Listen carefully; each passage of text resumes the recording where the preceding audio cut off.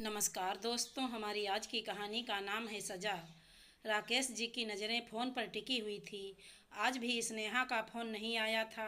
वो बड़े बेचैन थे। स्नेहा उनकी इकलौती बेटी थी। वो उससे बेहद प्यार करते थे। वो खिड़की की बाहर देखते हुए उसके साथ बिताए लम्हे याद कर रहे थे। वे उसकी हर जिद पूरी करते थे। उसके नन्हे कदम घर पर पड़ते ही उनकी जिंदगियों में रौनक आ गई थी। साहब, चाय पी लीजिए, बिटिया काल करती ही होंगी। उनके नौकर शांताराम ने कहा। न जाने कैसी होगी। पिछली बार जब मैंने उसे फ़ोन किया था तो उसे घर पर बड़ी डांट पड़ी थी।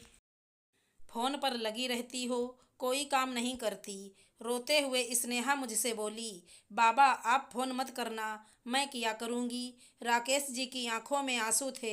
बड़ी ठाठ से लड़का विदेश में है कहकर बिहाया था, अब अपनी बच्ची से मिल भी नहीं सकते। शांताराम से कहते हुए रहा ना गया। कुछ दिनों बाद जब स्नेहा का फ़ोन आया तो राकेश जी के आंसू नहीं थम रहे थे। उन्होंने रोते हुए पूछा, कैसी हो बिटिया? जिंदा हूँ बाबा, जी रही हूँ। जीना तो पड़ता है। स्नेहा ने कठोर दिल से कहा।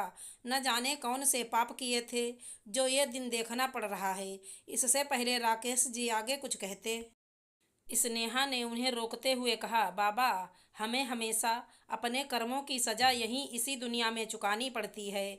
हम कर्म करके भूल जाते हैं, उसका भुगतान हमें यहीं देना पड़ता है।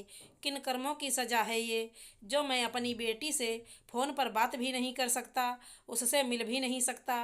राकेश जी ने पूछा। आप एक बहुत अच्छे पिता हैं, शुरू से रहे हैं, पर क्या आप एक अच्छे पति थे बाबा? उस सवाल ने राकेश जी की कुछ पुराने जख्मों पर नमक डाल दिया था। याद है बाबा, माँ जब भी घर जाने के लिए पूछती थी, आप उन्हें क्या कहते थे? स्नेहा ने पूछा।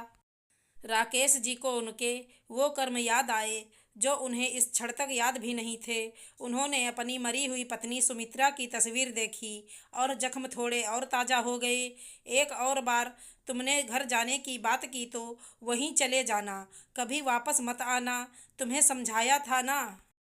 शादी के बाद अब यही तुम्हारा घर है।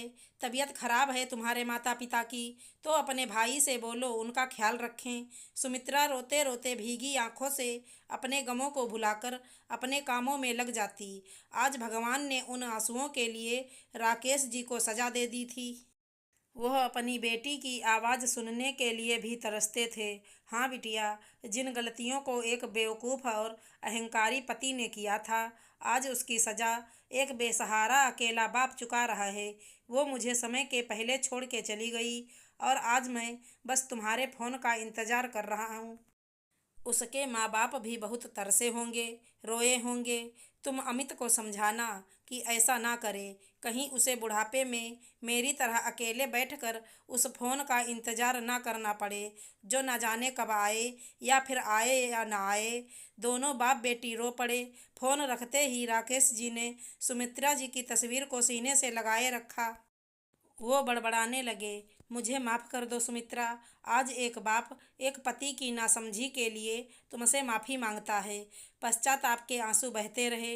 राकेश जी ने अंतिम समय में स्नेहा से मिलने का आग्रह किया, पर जब तक वो पहुंचती वो जा चुके थे। स्नेहा ने जब ये बातें अपने पति को बताई तो वो भी शर्मिंदा हुआ। क्यों पति भूल जाते हैं कि उनकी पत्नी किसी की बेटी भी है? इतने पढ़े लिखे होकर क्यों वो इस रीत को बदलने में अपनी बीवियों का साथ नहीं देते? क्यों वो याद नहीं रखते कल उनकी भी बेटियां होंगी और उनके पति भी वही सब गलतियां दोहराएंगे? कर्मों की सज़ा यहीं इस दुनिया में मिल जाती है। स्वर्ग और नरक यही हैं। आशा करती हूँ हमारी कहानी अच्छी लगी होगी। धन्यवाद दोस्तों।